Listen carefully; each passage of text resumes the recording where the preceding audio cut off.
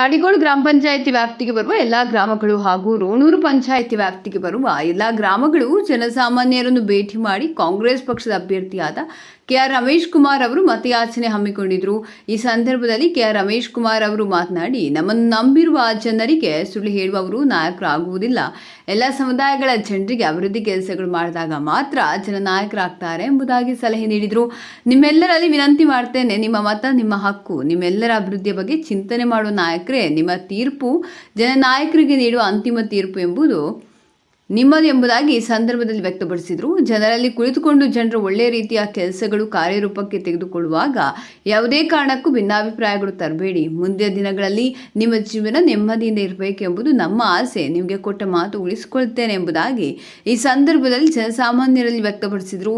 ಈ ಸಂದರ್ಭದಲ್ಲಿ ಕುಸುಂದ್ರ ಗ್ರಾಮದ 3 ಕುಟುಂಬಗಳು, ಕೆ ಪಾತೂರು ಗ್ರಾಮದ ಕೆಲವಾರು ಕುಟುಂಬಗಳು, ಕೊಂಡಾಮರಿ ಗ್ರಾಮದ 3 ಕುಟುಂಬ, ತಾಡಿಗೋಡು ಗ್ರಾಮದ ಸುಮಾರು 7 ಕುಟುಂಬಗಳು ರಮೇಶ್ ಕುಮಾರ್ ಅವರ ಬಣಕ್ಕೆ ಸೇರ್ಪಡೆಯಾದರು ಎಂಬುದಾಗಿ ಈ ಸಂದರ್ಭದಲ್ಲಿ ಕಿಟ್ಟಣ್ಣ ಮೋಹನ್ ಕುಮಾರ್, ಸುಬ್ರಾಯಪ್ಪ, ಅಶ್ವಥ್ ರೆಡ್ಡಿ, ನರಸಿಂಹಪ್ಪ, ಅಪ್ಪಿರೆಡ್ಡಿ, ವೆಂಕಟರಮಣಪ್ಪ, ಶಂಕರ್ ರೆಡ್ಡಿ, ಕೃಷ್ಣಮೂರ್ತಿ, ಸುಜಾತಮ್ಮ, ರೆಡ್ಡಪ್ಪ, ನಾರಾಯಣ ಸ್ವಾಮಿ, ಪಲ್ಲವಿ, ನರಸಿಂಹಪ್ಪ, ಕೃಷ್ಣಪ್ಪ, ಚೌಡರೆಡ್ಡಿ, ವೆಂಕಟೇಶ್ ಗೌಡ, ಮಂಜುನಾಥ್ ಎಲ್ಲರೂ ಸಹಕಾರ ನೀಡಿರುವ ಮುಖಂಡರು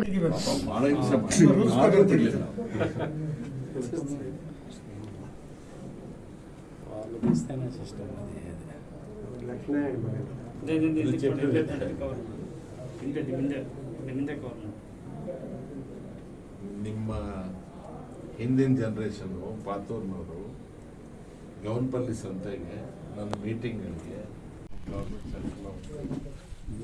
ಸಪ್ರೇಟ್ ಐಪೆಟ್ಗೆ 4 ಪೇಟ ಗುಲ್ಕುಂಟ ಪಿಲ್ಕುಂಟ 3 జైలు బూత్ అయిపోయిందంటే దాని సమాచారమే వాళ్ళందుకే కానిಲ್ಲ ఉన్నిలే ఇప్పుడు కాను మాట్లాడుకుంటే పోతా ఉన్నా అక్కడ సీనప్పతోనూ మాట్లాడితే సీనప్పతో నేను వాళ్ళతో మాట్లాడాను. ఈసారి ఏమయ్యా మీరంతా ఇంటి తీసుకుంటే ఆ ఊరు ఒకే వండేది దాన్ని వాతావరణంలో అన్నికట్లు బాగుంటాయి.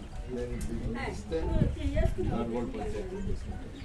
నాకు 5వ తారీఖు దాకా అయితే కంప్లీట్గా అన్ని పంచాయతీలు అన్ని బూత్లు కంప్లీట్ చేసేస్తాను. 8వ తారీఖేమో ప్రోగ్రామ్ అనుకుంటా ఉన్నాము, దాన్ని ఇంకా ఫైనలైజ్ చేసుకోవాలి.